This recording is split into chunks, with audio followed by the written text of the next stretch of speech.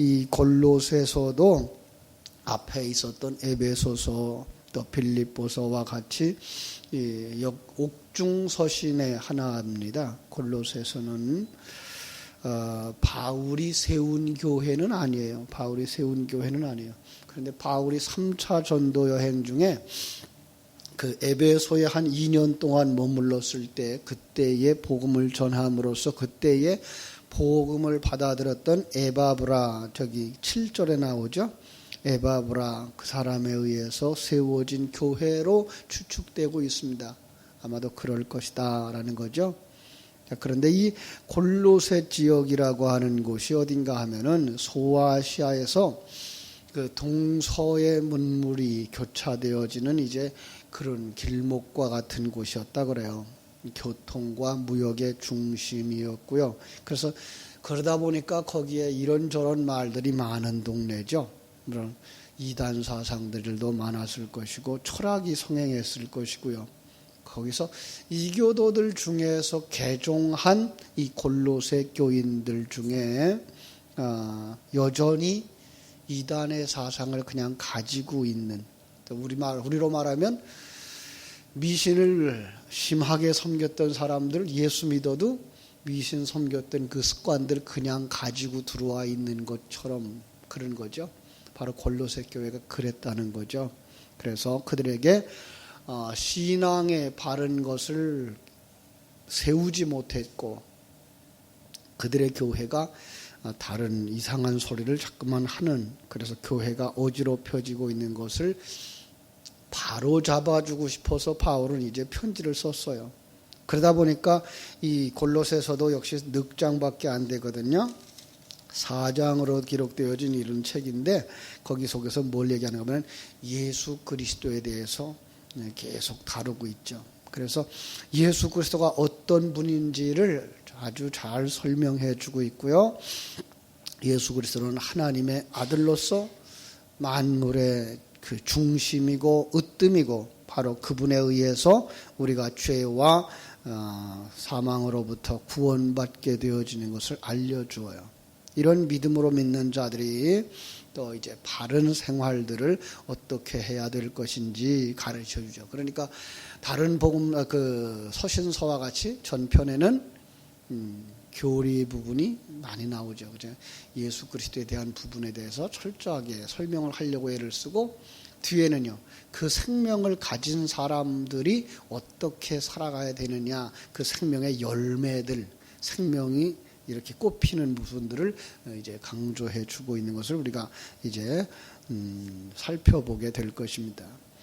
누가복음을 읽고 계시지만은 기회가 되시면 이 골로새서도 한 번쯤 읽어주시면 전체 내용을 한번 살펴볼 수 있을 것입니다. 그래서 바울 사도는 그들에게 이 편지를 쓰면서 먼저 자기가 누구인가를 그들에게 밝히고 있죠. 1절에서 그렇게 밝혀요. 하나님의 뜻으로 말미암아 그리스도 예수의 사도된 바울과 형제 디모데는 골로새에 있는 성도들 곧 그리스도 안에서 신실한 형제들에게 편지하노니 우리 하나님 아버지 하나님으로부터 은혜와 평강이 너에게 있을지어다. 여기서 이렇게 말하죠. 하나님의 뜻으로 말미암아 그리스도 예수의 사도된 바울과 형제 디모데는 이라고 말하고 있죠. 자기가 하나님의 뜻으로 말미암아서 그리스도 예수의 사도되어졌다라고 소개를 하고 있어요. 그런데요, 이 말은 우리가 바울 사도만 할 수 있는 말로 묶어두지 마시고요. 진리를 깨달아 알고 있는 사람들이 자기 사명을 다하는 삶, 이렇게 보시면 돼요. 여러분들도 이제 이렇게 복음을 설명하고 그 복음에 대한 삶을 말할 수 있는 자 되어지면 이 시대에 여러분들이 사도예요. 어떤 이단이 말하고 있는 사도 학교가 있어서 거기에서 나와 공부한 사람들만 이 시대의 사도가 아니라 하나님의 말씀을 진리를 깨달아 알고 그것을 살아내는, 그것을 다른 사람에게 전해줄 수 있고 그렇게 복음에 따라서 살아갈 수 있게 가르칠 수 있는 사람이라면 바로 이 시대의 사도들, 바로 여러분들이 다 이 시대에 복음을 전하는 사도들이 되어져야 될 것이라고 생각을 해요. 그렇습니다. 바울 사도는 그 말씀의 그 사도의 직분에 대해서 그는 자부심을 가지고 살았어요. 우리도 바로 이 사명을 가진 자의 삶을 살아야 되겠어요. 어제도 이제 우리가 요한계시록을 보면서 그 요한계시록 1장에서 나타나는 바 요한은 예수님과 하나 되어진 사람으로서 사명을 받았죠. 어떻게? 7교회에 네가 본 바를 적어서 보내라 라고 하는, 바로 우리가 깨달아 보고 듣고 깨달은 것을 전해야 될 사명이 우리에게 있음, 바로 그것이 사도의 직분이다 라고 하는 것 깨달아 알고, 우리는 우리에게 주신 사명을 그냥 묻어버리는 사람들이 되지 말고 그 일을 감당하는 자들, 내게 받은 은혜를 항상 남에게 나눠줄 수 있는, 그래서 함께 복음을 나누고 은혜를 나누고 내가 지금 이런 은혜를 받았다라고 하는 것을 같이 나눔으로써 성도의 교제가 세상 얘기가 아니라 복음의 이야기들이 되어지고 거기에 깨달음의 은혜들이 되어졌으면 좋겠어요. 때로는 그것이 이제 자랑처럼 보이고 교만한 것처럼 보일지 모르지만, 그러나 그것을 조금 더 겸손하게 보면 정말 진리를 깨달아 알고 있는 사람이구나, 이 사람이 이렇게 누리면서 살아가고 있는 것이구나 하는 것을 깨달아 아는 자리까지 가고, 그것을 남에게 나눌 수 있는 것, 바로 사명이라는 것 깨달아 알았으면 좋겠습니다. 자, 그런데 바울 사도는 거기서 디모데를 누구라고 말하는가 하면은 형제라고 말하고 있어요. 지금 형제라는 말은 이 아델포스라는 뜻인데요, 연합이라고 하는 아와 델프히스라고 하는 이제 그 자궁이라는 뜻이에요. 그러니까 어떤 말인가 하면은 같은 데서 태어난 사람이란 뜻이에요. 피로 맺어진 사람이 아니라 주님 안에서 영적인 관계를 가지고 살아가는 사람들, 예수 안에서 같은 성령에 의해서 태어난 사람이란 뜻이죠. 위로부터 난 자들이래. 그래서 그를 형제라고 말하는 거예요. 예. 우리 교회 안에서 형제 자매라고 말할 때에 바로 그런 뜻인 거죠. 그런데 그 이야기를 누구들에게도 하고 있는가 하면은 바로 이제 골로새에 있는 성도, 이렇게 말하죠. 곧 그리스도 안에서 신실한 형제들에게. 그래서 이제 디모데와 같이 자기가 바울이 복음을 전해서 하나님의 사람 만들어 놓은 사람도 형제라고 말할 뿐만 아니라, 이제 복음에 의해서 하나님의 사람 되어진 그들, 당신들도 나의 형제, 우리는 같은 생명을 가진 자들, 같은 피를 받은 사람. 어떤 피예요? 예수 그리스도의 피로 말미암아서 태어난 사람들이라는 의미가 있는 것이죠. 그렇습니다. 자, 왜 이렇게 그 생면부지의 그 골로새 교인들을 디모데와 같은 형제라고 말할 수 있을까요? 4절, 5절이 그걸 밝혀주고 있어요. 자, 보겠습니다. 4절. 이는 그리스도 예수 안에서 너희의 믿음과 모든 성도에 대한 사랑을 들었으며 너희를 위하여 쌓아둔, 하늘에 쌓아둔 소망으로 말미암음이니, 이렇게 말하고 있어요. 여기 세 글자 우리 다 아는 자죠? 믿음과 소망과 사랑이죠. 그렇습니다. 그들은 믿음의 사람들이라는 것을 들었다는 거죠. 어떤 사람이 믿음의 사람들이에요? 예수를 알고 그 예수의 생명에 의해서 살아감을 알고, 하나님을 알고, 그 하나님의 일하심을 알고, 그 하나님의 임마누엘 하심을 깨달아 알면서 이 인생이 바로 하나님이 나를 만드시는 가장 아름답고 복된 현장으로 우리를 인도하고 있다고 하는 사실을 믿는 사람들. 그렇습니다. 이게 믿음의 사람들이에요. 그들에게 소망은 뭐예요? 하나님의 사람으로 완성되어지는 것, 하나님의 나라로 완성되어지는 것, 우리의 소원과 같은 거죠. 그죠? 그 사람에게 뭐가 있어요? 사랑이 있어요. 그 사랑이란 말은 그냥 잘 대해주는 이런 인간적인 사랑, 세상 사람들도 하고 있는 그런 사랑이 아니라 하나님을 아는 것. 그죠? 그래서 그 하나님을 잘 아는 걸 갖다 뭐라 그래요? 사랑이라고 말하고 있는 거죠. 그렇습니다. 그러니까 믿음과 소망과 사랑, 이것이 바로 그들에게 있다는 소리를 들었다라는 거예요. 그렇습니다. 그러면 그게 어떤 사람이에요? 우리와 한 형제라는 거죠. 예, 같은 믿음, 같은 소망, 같은 사랑을 가지고 살아가는 사람들은 한 형제다라고 말하는데, 그걸 갖다 뭐라고 해요? 그걸 갖다 복음이라고 말하죠. 진리의 말씀이라고 말해요. 5절. 너희가 전에 복음 진리의 말씀을 들은 것이라. 이 복음이 이미 너희에게 이르매 너희가 듣고 참으로 하나님의 은혜를 깨달은 날부터 너희 중에서와 같이 또한 온 천하에서도 열매를 맺어 자라는도다. 너희들이 뭐 하고 있다고요? 지금 열매를 맺고 있다. 어떤 열매? 성령의 열매. 어떤 열매? 예수 생명의 열매. 어떤 열매? 하나님을 아는 그 삶을 누리면서 살아가는 그 소식을 우리가 들었다라고 말하는 것이죠. 그렇습니다. 오늘은 우리는 복음은 믿음은 들음에서 나죠. 그 들었다라는 말은 그냥 귀로 들었다고 하는 말이 아니고요. 마음으로 받아서 그것을 생명으로 삼을 때 거기에서 열매들이 맺혀지는 것. 이게가 들은 거예요. 그러나 복음을 듣고 소화할 수 있고 소화해서 뭐예요? 그것이 밖으로 나올 수 있는 생명이 되어질 때 그걸 들었다라고 말하는 거예요. 이 예언의 말씀을 읽는 자들과 듣는 자들과 지켜 행하는 자들이 복이 있다라고 말하는 요한계시록 1장의 말씀처럼 오늘 우리는 이렇게 들은 사람이 되어지는 거죠. 그죠?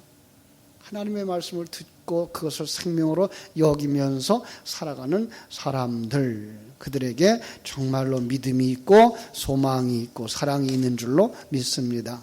여러분들이 여기에까지 가야 돼요. 그 아는 것, 하나님을 아는 것, 그냥 나 알아. 하나님 전능하신 분이야. 하나님 알아. 우리를 구원하신 분이야. 예수님 알아. 나 위해서 십자가에서 죽으시고 부활하신 분이야. 그 정도는 아는 건 그건 아는 게 아니에요. 그건 지식이고요. 안다는 말은 뭐예요? 그것에 의한 삶을 살아내는 사람들.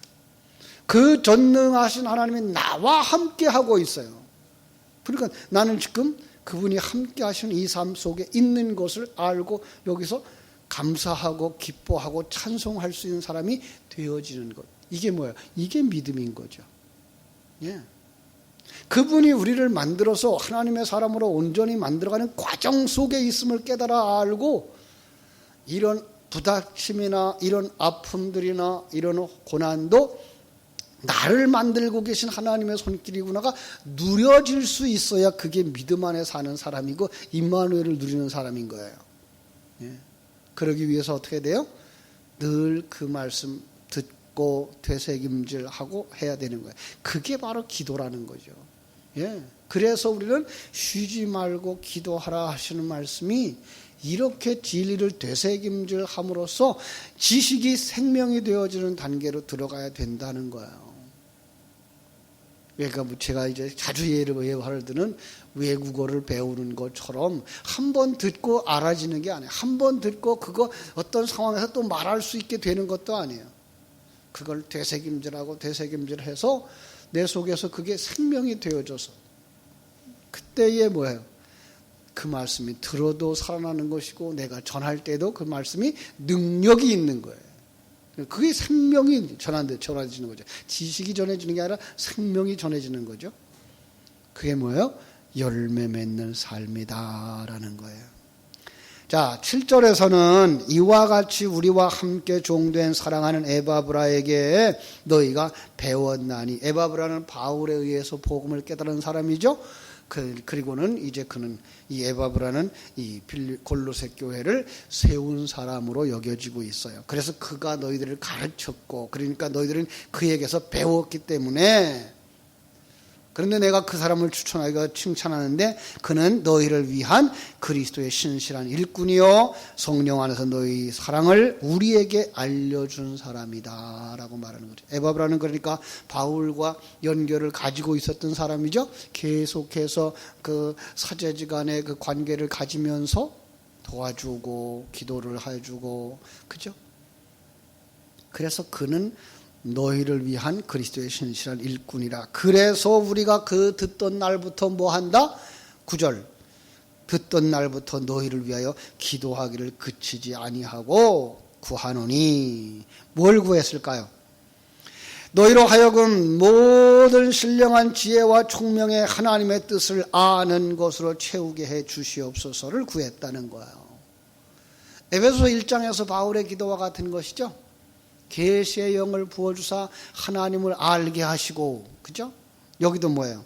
하나님의 뜻을 아는 것으로 채우게 하시고, 10절에서 말해요. 주께 합당하게 행하여 범사에 기쁘시게 하고 모든 선한 일에 열매를 맺게 하시며 하나님을 아는 것에 자라게 하시고, 그죠? 하나님을 아는 거예요. 하나님의 뜻을 아는 거예요. 예. 이 바른 신앙이라고 하는 건 이 세상에서 무엇을 얻었다, 난 어떤 일을 했다가 아니라 더 중요한 것, 그 일을 하기 위한 그 근본, 하나님을 아는 것, 하나님의 뜻을 아는 것. 네, 오늘 우리가 기도해야 할 것, 우리 자녀들을 위해서 기도해야 될 것, 더 나아가서 우리의 형제들과 또 다음 세대를 위해서 기도해야 될 것, 그들이 뭐 할 거예요? 하나님을 알게 해 주시옵소서. 하나님의 뜻을 알게 하여 주시옵소서. 왜냐하면 이게 거듭나지 아니하면 하나님을 알 수가 없어요. 거듭나지 아니하면 하나님의 뜻을 알 수가 없어요. 거듭나게 해달라는 거죠. 어떻게 거듭나요? 물론 하나님이 일하셔야 돼요. 그러나 더 중요한 것은 계속해서 그들에게 영의 양식을 먹여줌으로 말미암아 우리가 가지고 있는 하나님에 관한 삶을 그들에게 보여줌으로 말미암아 그들에게 본이 되어질 때, 그러니까 우리 속에 뭐가 있어야 돼요? 이 하나님을 아는 것이 있어야 돼요. 하나님의 뜻을 깨달아 알고 있어야 돼요. 임마누엘을 누리면서 살아야 돼요. 그래야만 다음 세대에게, 그죠? 내 자녀들에게 그 생명을 흘려낼 수 있는 축복의 통로가 될 수 있는 거예요. 바울은 그걸 그들을 위해서 기도했다라고 말하고 있어요. 11절은 이렇게 말합니다. 그의 영광의 힘을 따라 모든 능력으로 능하게 하시며 기쁨으로 모든 견딤과 오래 참음에 이르게 하시고, 이걸 뭐야? 성령의 능력을 이야기하죠. 그죠? 그의 영광의 힘을 따라 모든 능력으로 능하게 하시며 하나님의 능력으로 능하게 하시며, 그죠? 기쁨으로 모든 견딤과 오래 참음에 이르게 하시고, 그러니까 하나님을 아는 그 은혜 속에서 기쁨이 충만되어지고, 그때 뭐 할 수 있어요?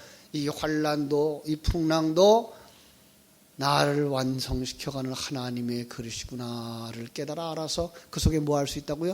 기뻐하고 그 환경 속에서 오래 견딜 수 있다고요.